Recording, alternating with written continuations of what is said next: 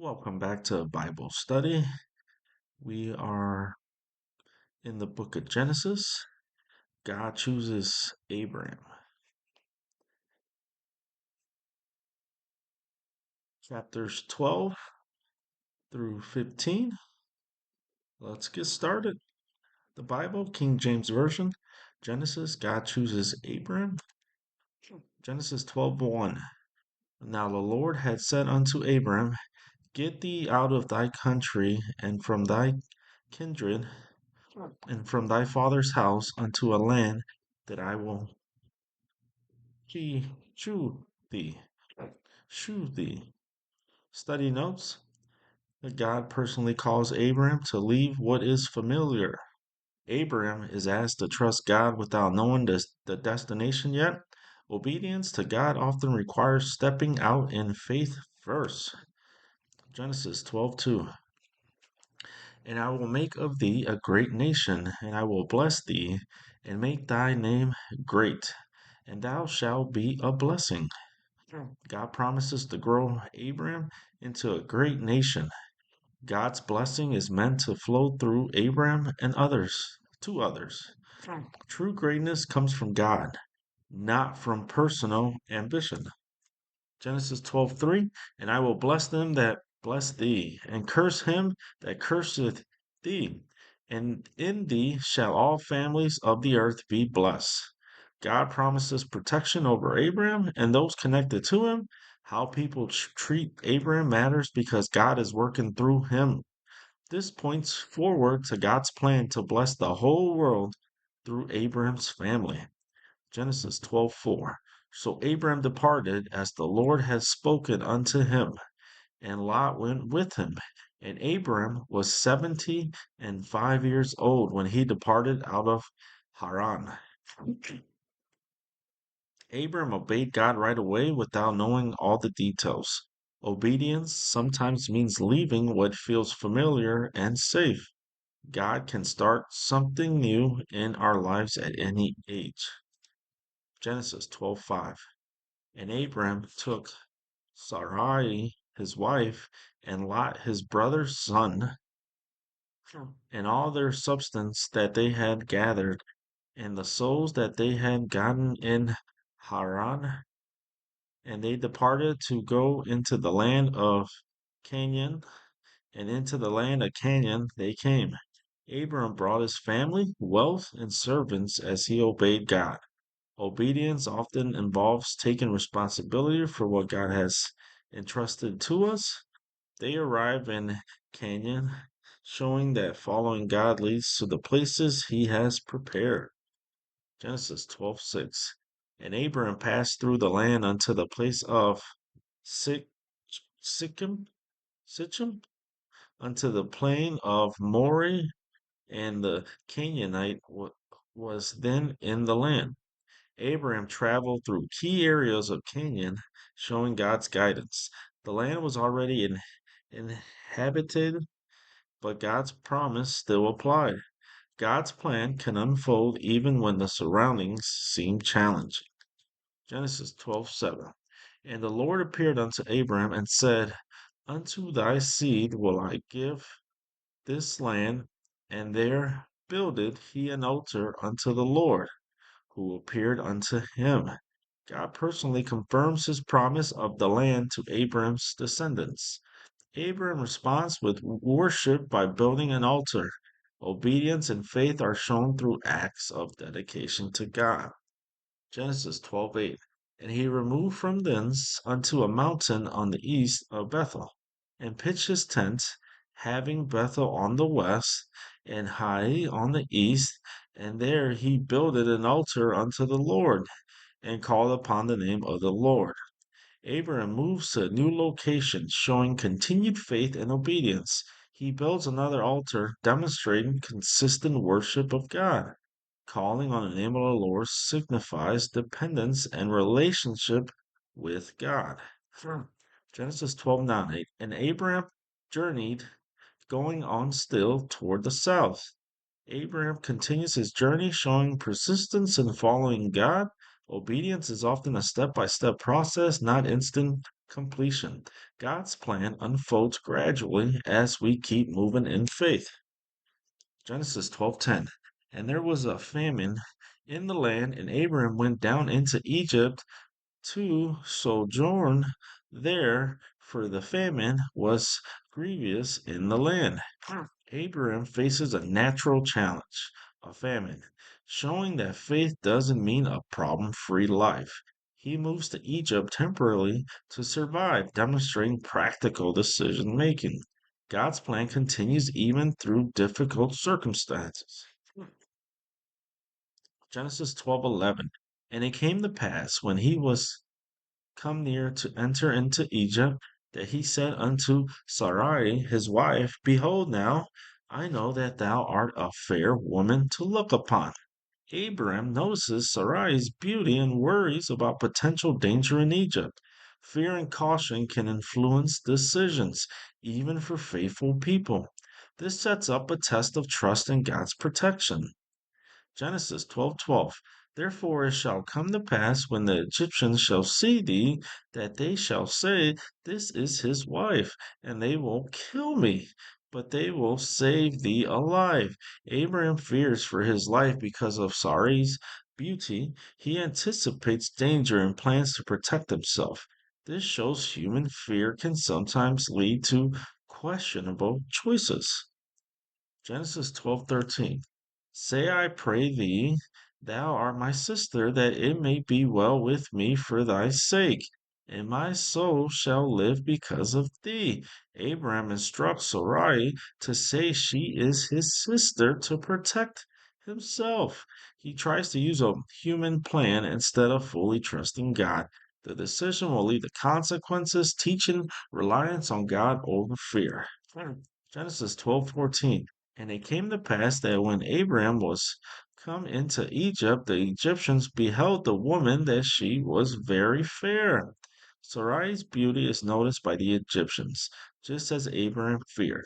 Human concerns often become reality when fear drives decisions. God's plan is still at work, even in risky situations. Genesis 12:15. The princes also of Pharaoh saw her and commended her before Pharaoh, and the woman was taken into Pharaoh's house. Sarai is taken into Pharaoh's house because of her beauty. Abraham's fear and plan lead to unintended consequences. This shows how human schemes can complicate God's plan. Genesis 12:16. And he entered Abram well for her sake. And he had sheep and oxen and his asses and men servants and maid servants and camels. Pharaoh treats Abram kindly because of Sarai. Abram gains wealth and servants, showing temporary blessing despite the situation. God's plan continues even when human mistakes are involved. Genesis 12:17. And the Lord plagued Pharaoh and his house with great plagues because of Sarai, Abraham's wife. God intervenes to protect Sarai and Abraham. Pharaoh and his household suffer consequences for taking what was not theirs. This shows that God's plan cannot be thwarted by human mistakes. Genesis 12:18. And Pharaoh called Abram and said, What is this that thou hast done unto me? Why didst thou not tell me that she was thy wife? Pharaoh confronts Abram about the deception. Fear driven decisions can lead to accountability and conflict. God's protection is evident, but honesty is still important. Genesis 12:19. Why saidst thou, She is my sister? So I might have taken her to me to wife. Now therefore, behold thy wife, take her and go thy way. Pharaoh realizes Abraham's deception and corrects the situation. Sarai is returned safely to Abraham, showing God's protection. God's plan continues despite human mistakes and fear. Genesis 12:20. And Pharaoh commanded his men concerning him, and they sent him away and his wife and all that he had. Pharaoh ensures Abraham and Sarai leave Egypt safely. God's protection allows his plan to continue unharmed. Obedience and faith are tested, but God's promises remain secure. Genesis 13:1. And Abram went up out of Egypt, he and his wife, and all that he had, and Lot with him, into the south. Abram returns to Canaan after leaving Egypt.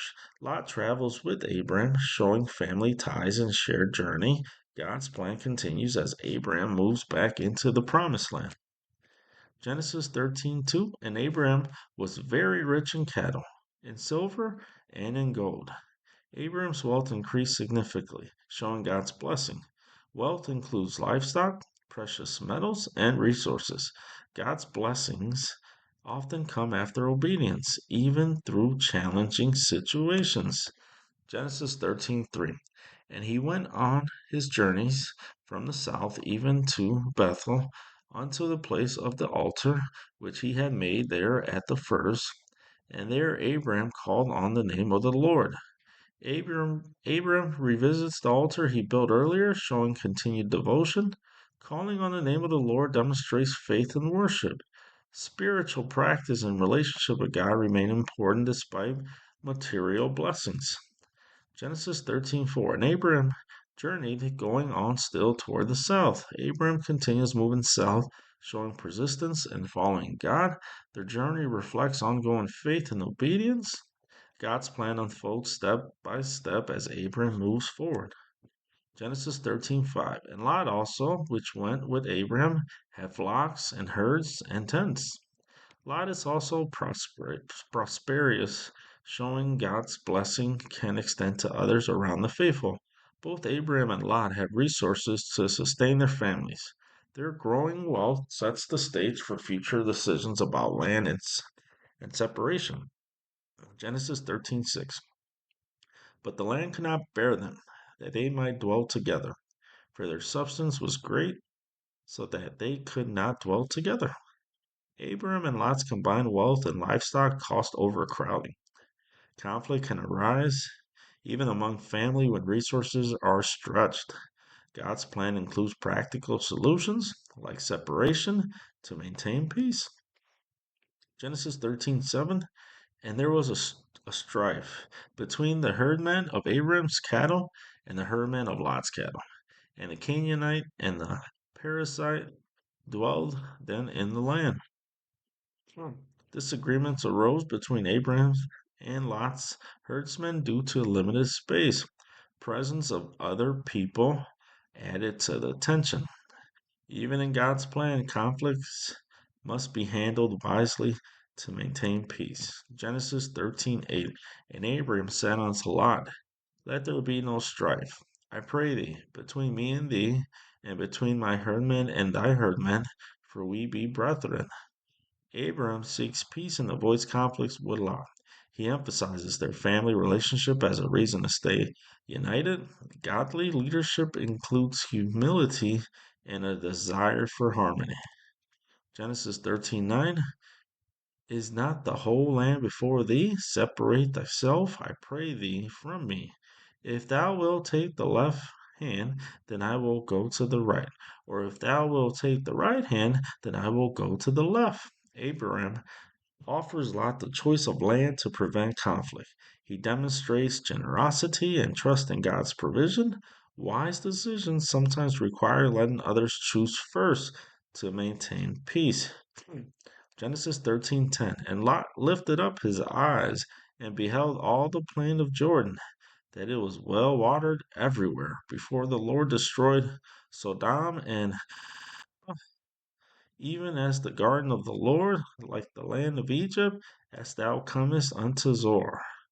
Lot chooses the fertile land of Jordan Plain, showing human desire for prosperity. The area looks appealing, but will later be associated with sin and destruction. Choices based only on appearance can have long term consequences. Genesis 13:11. Then Lot chose him all the plain of Jordan, and Lot journeyed east, and they separated themselves the one from the other. Lot makes his choice and moves east, separating from Abram. Abram allows Lot to choose first, showing humility and trust in God. Separation can sometimes be the best way to maintain peace and follow God's plan. Genesis 13:12. Abram dwelled in the land of Canaan, and Lot dwelled in the cities of the plain and pitched his tent toward Sodom. Abraham stays in Canaan, trusting God's promise for the land. Lot chooses to live near Sodom, a place that will later bring trouble. Our choices of where and how we live can have spiritual consequences. Genesis 13:13. But the men of Sodom were wicked and sinners before the Lord exceedingly. The people of Sodom were extremely sinful, showing the danger of environment Lot chose. God's awareness of sin emphasizes the importance of moral surroundings. Choosing where to live wisely can protect us from negative influences. Genesis 13:14. And the Lord said unto Abram, after that Lot was separated from him, lift up now thine eyes and look from the place where thou art northward and southward and eastward and westward. God speaks to Abram after Lot separates, showing timing and God's plan. God invites Abraham to see the fullness of the land he is giving him. Separation from others can reveal new opportunities and blessings from God. Genesis 13:15. For all the land which thou seest, to thee will I give it, and to thy seed forever. God reaffirms his promise to give Abraham all the land he can see. The promise extends not just to Abraham, but to his descendants forever. God's blessings are secure and based on his faithfulness, not human effort. Genesis 13:16, and I will make thy seed as the dust of the earth, so that if a man can number the dust of the earth, then shall thy seed also be numbered.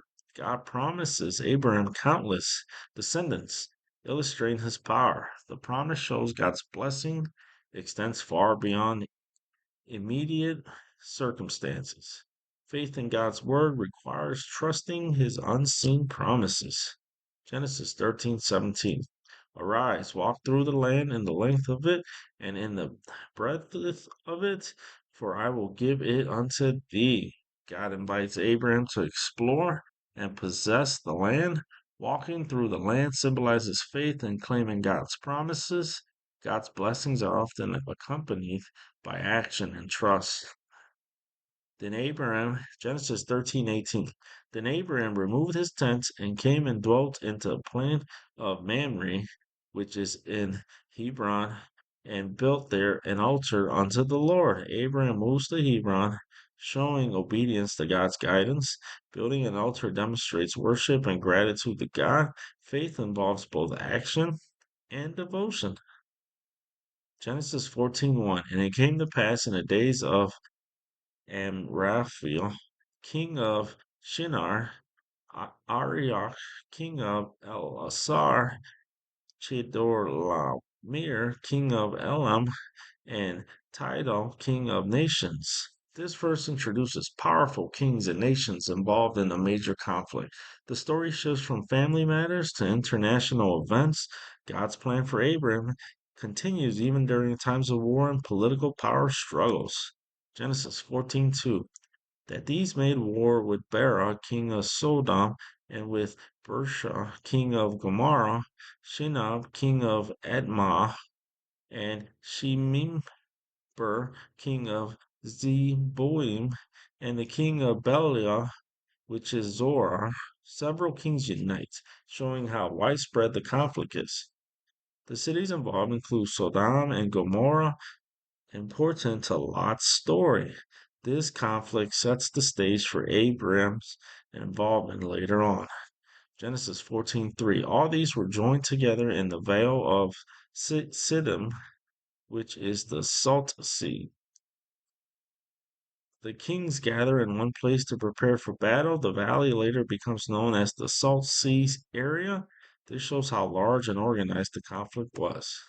Genesis 14:4. 12 years they served Chedorlaomer, and in the 13th year they rebelled. The cities were under Chedorlaomer's control for many years. Rebellion triggered the coming war. Long-standing pressure often leads to conflict. Genesis 14:5. And in the 14th year came Chedorlaomer and the kings that were with him, and smote the Rephaims in Ashtaroth, Karnaim, and the Zuzims in Ham, and the Emims in Shavi Kirathaim. Chedorlaomer and his allies attacked multiple groups, showing their military strength. The war spreads across many regions, not just one city. These events show the growing danger that will soon affect Lot and Abram. Genesis 14:6. And the Hurites in their Mount Shear unto Elparan, which is by the wilderness. The invading kings continue conquering different people. The war spreads closer to the wilderness areas. This shows how far reach the conflict becomes. Genesis 14:7. And they returned and came to En Misphod, which is Kadesh, and smote all the country of the Amalekites, and also the Amorites, and dwelt in Hazezon Tamar. The invading kings continued their campaign, defeating more groups. Their victory spread fear and instability across the region. The growing conflict moves closer to where Lot is living. Genesis 14:8. And there went out the king of Sodom, and the king of Gomorrah, and the king of Admah, and the king of Zeboim, and the king of Bela.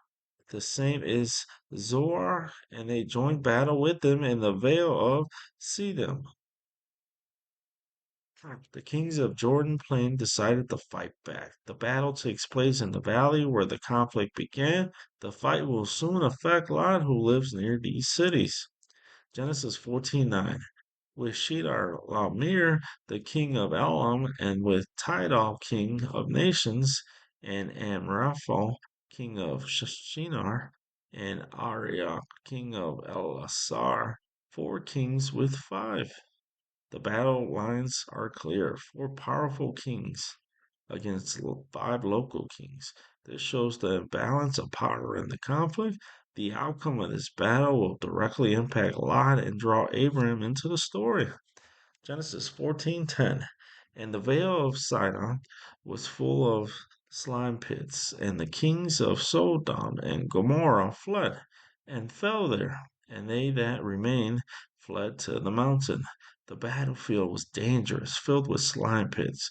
The kings of Sodom and Gomorrah were defeated and forced to flee. This defeat leads to serious consequences for the cities and for Lot. Genesis 14:11. And they took all the goods of Sodom and Gomorrah and all their victuals and went their way. The victorious kings take supplies and wealth from the defeated cities. This shows the total loss suffered by Sodom and Gomorrah. These actions set up the capture of Lot in the next verse. And they took Lot, Abram's brother's son, who dwelt in Sodom, and his goods, and departed. Lot is captured because he was living in Sodom. His choice of location now brings serious consequences. This event will draw Abraham into action next. Genesis 14:13. And there came one that had escaped and told Abraham the Hebrew, for he dwelt in the plain of Mamre, the Amorite, brother of Eshcol, and brother of Aner, and these were confederate with Abraham.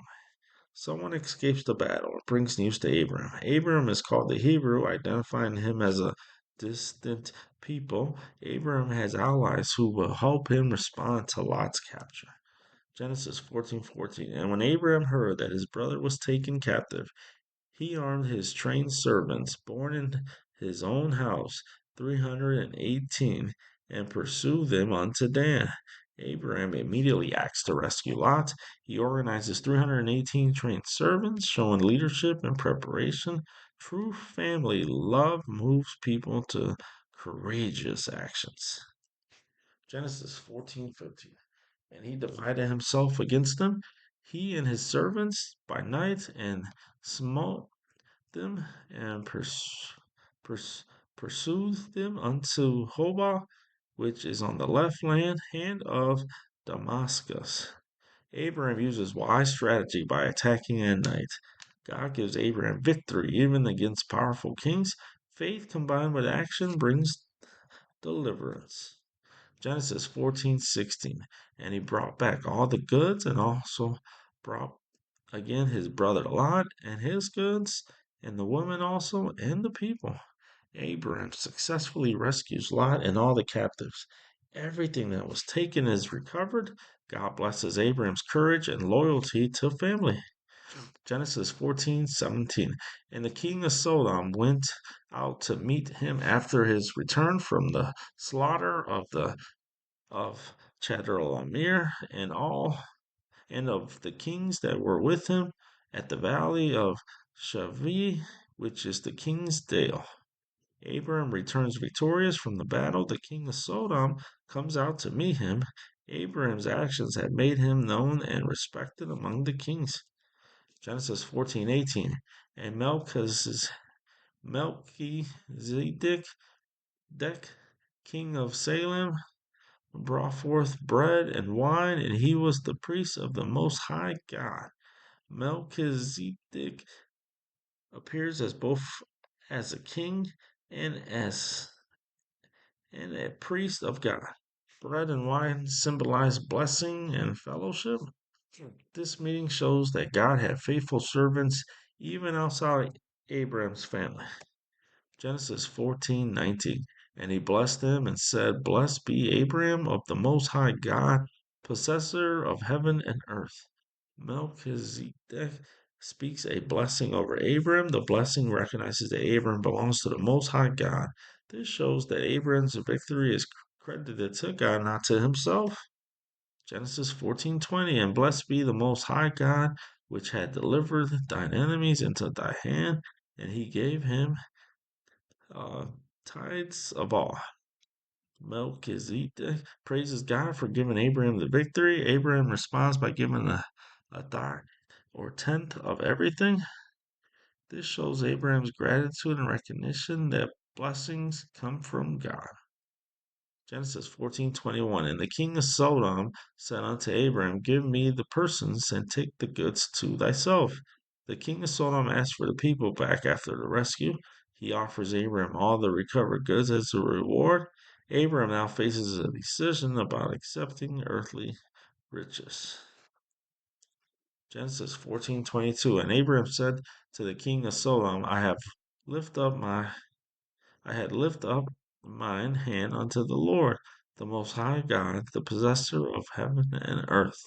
Abraham acknowledges God as the ultimate authority over human and earth. He sets the stage to refuse worldly rewards, showing faithfulness to God. Abraham's loyalty is to good, not human kings or riches. Genesis 14:23. That I will not take from a thread even to a shoe latchet, and that I will not take anything that is thine, lest thou should say, I have made Abraham rich. Abraham refuses any gift from the king of Sodom to avoid crediting the human for God's blessing. This shows integrity and dependence on God's alone. This faith avoids boasting or taking honor away from God. Excuse me. Genesis 14:24. Save only that which the young men have eaten, and the portion of the man which went with me. Aner, Eshcol, and Mamre, let them take their portion. Abram allows his allies to keep what they personally use, showing fairness. He maintains integrity while being just to those who help them. God's blessings are handled responsibly when faith and ethics guides decisions. Genesis 15:1. After these things, the word of the Lord came unto Abraham, exceeding great reward. God speaks to Abraham directly, offering reassurance after the battle. I am thy shield shows God's protection over Abraham. Exceeding great reward reminds Abraham that God himself is the ultimate blessing. Genesis 15:2. And Abram said, Lord God, what wilt thou give me, seeing I go childless? And the steward of my house is this Eliezer of Damascus. A- Abraham expresses concern about having no children to inherit his promise. He mentions Eliezer, his servant, as a potential heir. Abraham's question shows honest communication with God, even about doubts. Genesis 15:3. And Abraham said, Behold, to me thou hast given no seed, and lo, one born in my house is mine here. Here. Abraham reiterates his concern about having no natural children. He acknowledges that without God's intervention, this servant would inherit everything. This highlights Abraham's faith being tested regarding God's promise of descendants. Genesis 15:4. And behold, the word of the Lord came unto him, saying, This shall now be thine heir, but he that shall come forth out of thine own bowels shall be thine heir. God reassures Abraham that his own biological child will inherit the promise. This emphasizes God's faithfulness to fulfill his promises. God clarifies that human plans, like Eliezer, cannot replace his plan. Genesis 15:5. And he brought him forth abroad and said, Look now toward heaven and tell the stars if thou be able to number them. And he said unto him, So shall thy seed be. God shows Abraham the vast number of stars to illustrate countless descendants. The promise of the great nation is reaffirmed visually. Faith in God's promise often requires trusting we cannot yet see. Genesis 15:6. And he believed in the Lord, and he counted it to him for righteousness. Abraham's faith in God's promise is recognized as righteousness. Belief, not works, is the key to being right with God. This verse establishes a foundation principle of faith for all believers. Genesis 15:7. And he said unto him, I am the Lord that brought thee out of Ur of the Chaldees to give thee this land to inherit it. God reminds Abraham of his guidance and past faithfulness. The promised land reaffirmed as part of God's covenant. God's plans are consistent and reliable, but only shoulders. I'm sorry, only his actions, built on his actions. God's plans are consistent and reliable, built on his actions. Genesis 15:8. And he said, Lord God, whereby shall I know that I shall inherit it? Abram asked God for assurance about the promised land. Honest questions and seeking confirmations are part of trusting relationship with God. God's faithfulness will be demonstrated through his covenant actions. Genesis 15:9. And he said unto him, Take me an heifer of 3 years old, and she goat of 3 years old, and a ram of 3 years old, and a turtle dove, and a young pigeon. God instructs Abraham to prepare specific animals for a covenant ritual. The act of sacrifice symbolizes commitment and faith in God's promise.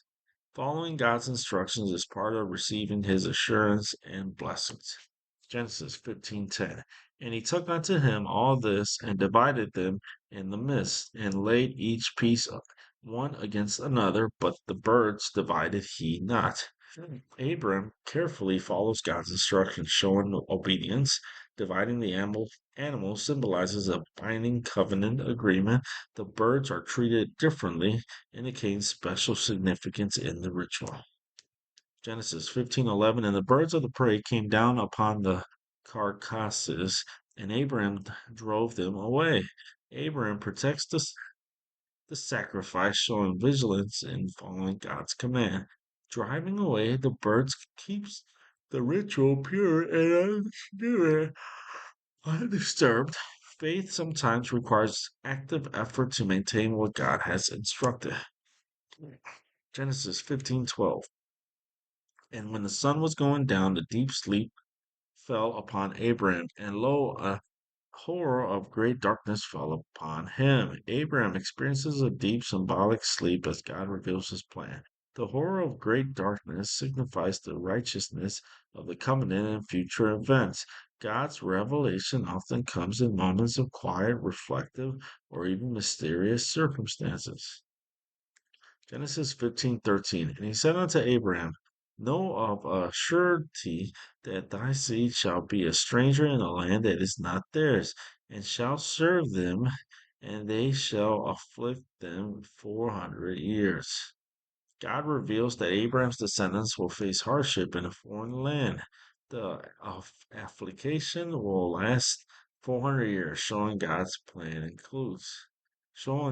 that God's plan includes periods of testing.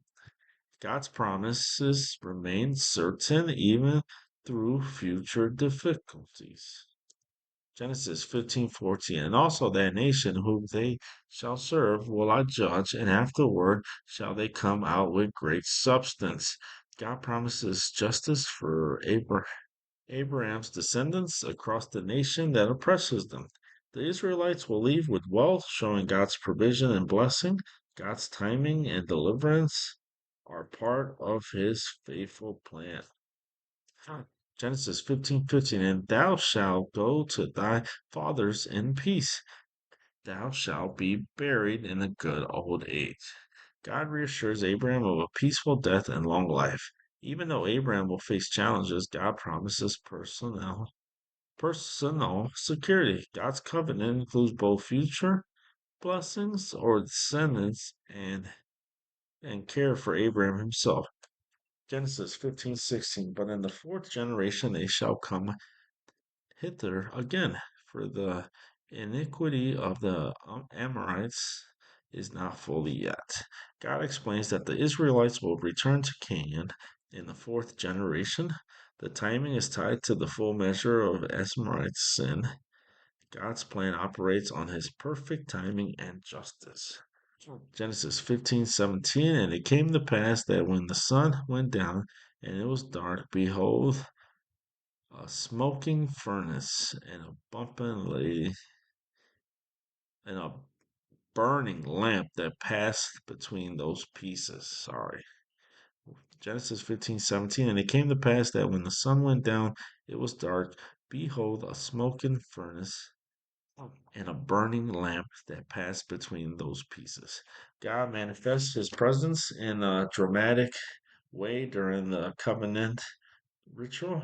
The smoking furnace and burning lamp symbolizes God's holy presence and agreement. This act confirms the seriousness and solemnity of the covenant with Abraham. Genesis 15:18. And in the same day the Lord made a covenant with Abraham, saying, unto thy seed have I given this land, from the river of Egypt until the great river, the river Euphrates. God formally establishes his covenant with Abraham. The land promised stretches from the Nile of the Euphrates, showing his vastness. God's promise promises also are definite and enduring, secured by his covenant. Uh, Genesis 15:18 is where we conclude this Bible study. And I forgot to add, this is part one to God chooses Abraham. Part two will follow. Keep an eye out for it. Thank you and have a good night.